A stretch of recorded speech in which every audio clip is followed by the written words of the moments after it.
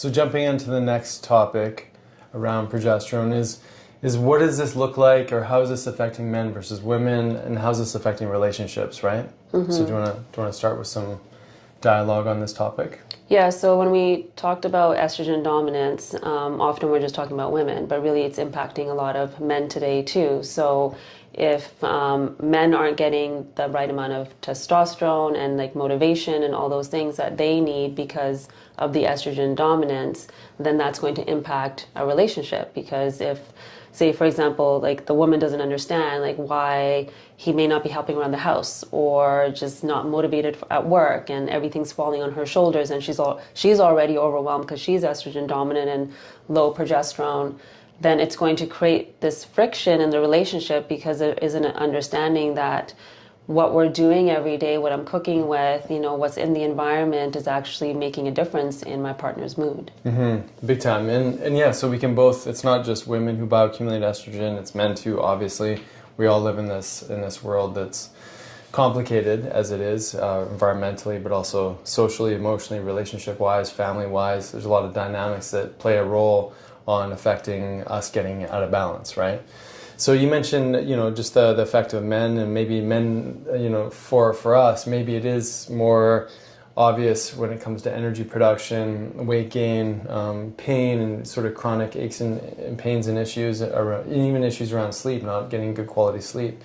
And so looking at sort of this set of symptoms as a way to start to understand the hormonal system a little bit more is critically important. So just like for women, progesterone's really powerful at helping to support the mood and cognition and deep relaxation. And when we get a huge amount of stress as well, our progesterone will also deplete. And so there's something called pregnenolone, which is actually the mother hormone that converts into progesterone, which then goes down to make cortisol. This pregnenolone is like an adrenal marker. So your adrenal system plays a huge role in why progesterone could also get depleted. So again, when we're chronically in that stressed out state, we're going to be preferring a pathway in our body that's going to support stress management, as opposed to like muscle growth and development and a lot of the anabolic support that testosterone would give us. And that compounded by environmental estrogens are going to have a huge influence on our body's ability to actually, convert testosterone into its more potent forms, or is it going to get converted into estrogen because we're more depleted in our minerals and our vitamins and things like that, and there's just such a huge overwhelm of these environmental estrogen impacts. So I know it's a lot of stuff, but the point is there's many different inputs that can affect how our hormones get balanced. And so relationally, the man may just feel more lethargic, less engaged in the family, making excuses for why they may not be completing something, and just lacking some of that purpose and that drive to feel more like yourself. And I think too many of us as men just sort of give up on the fact that, well, it's just because I'm getting older. I'm meant to feel pain. I'm meant to be tired. I'm meant to have excuses why I can't play with my kids, or whatever that story is, right? And it's got a huge impact on the relationship.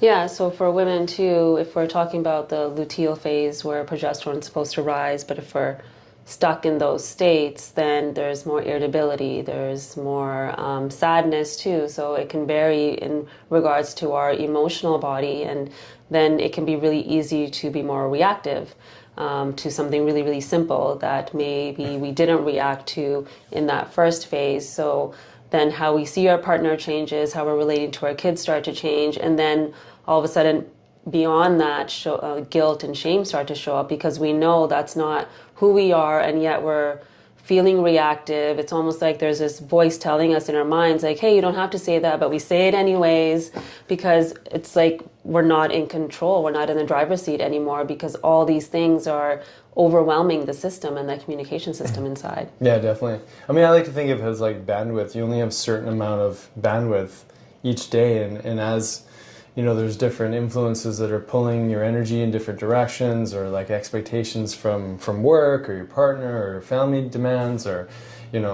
what kind of travel plans are coming up, or what kind of what are things in the future that have yet to show up that you're thinking about and consuming your time. So a lot of our energy gets just blast it out in a multitude of different directions, which then then you still have to find a way to connect with your partner, right? Yeah. And sometimes it just comes across as abrasive or short, or you're in a place where you're starting to expect your partner to finish your sentences. Right, Yeah. like today. Well, you said expectation. I did a video the other day on sexpectation. Oh, yeah, I heard let's that talk about word that. by Dr. Jolene Brighton. She was on Women of Impact podcast. And I loved how she wove all that together. I mean, we've talked about testosterone before, but even estrogen, if estrogen's not doing what it's meant to do because its receptors are bombarded by the environmental toxins and whatnot, that's the hormone that helps us feel sexy in our body, makes us feel good, more voluptuous, just really, it's that feminine hormone. And if that's not there in the same way it needs to be, it's going to shift how we step into ovulation and that libido phase. And so it's going to change our relationship with our body and also then how we show up intimately with our partners. And then if progesterone is low, and there's more irritability and our nervous system is just really rocked and we're feeling overwhelmed all the time and it's high cortisol, high stress, we can't actually be in the present moment. So then that too creates a distance between us and our partners because we can't be present or we can't switch all of that off. And I love that she was speaking to, for men, they have such a rush of hormones when it comes to intimacy in that moment. So their brain, the only thing they're focusing on is that moment. Whereas for women, we don't have that. So it takes... You should try it. It's really great. Right. Yeah. I'm sure it is. So for us, it takes a lot to actually let go in that moment and be present, or even in our everyday, just to be present in a conversation because our minds are just everywhere all the time.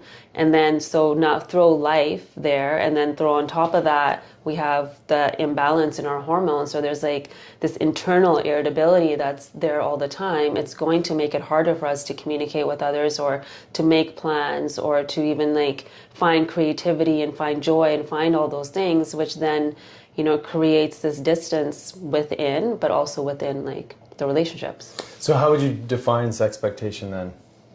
That you maybe kind of did, right, but but that there's an expectation that we should feel the same all the time and that we should be able to step into it instantly. And when we don't, there's a lot of shame and guilt around it because our partner doesn't know how it feels to be in this body and experience that lack of hormones. Yeah, that dysfunction. This is such an important conversation. We've talked about the intimacy podcast where we kind of laid out some of this information too, but this is huge because, and then on the man's side, on the relationship side, he could just feel resentment. Right. And I think or rejected or whatever. Oh, totally. All the above. And I think this is when this kind of goes untreated or unsupported for a long time, this is where relationships break down. This is where there's infidelity to divorce. There's all sorts of things because intimacy and physical connection for one partner might be really strong and might be a high need. And for the other partner, because of other life circumstances, maybe childhood upbringing, all sorts of other, traumas and things like that, they may not connect quite the same way as in which their partner wants to connect. And then, and then you throw in a hormonal challenge on top of all that. It can be really difficult to navigate. Yeah.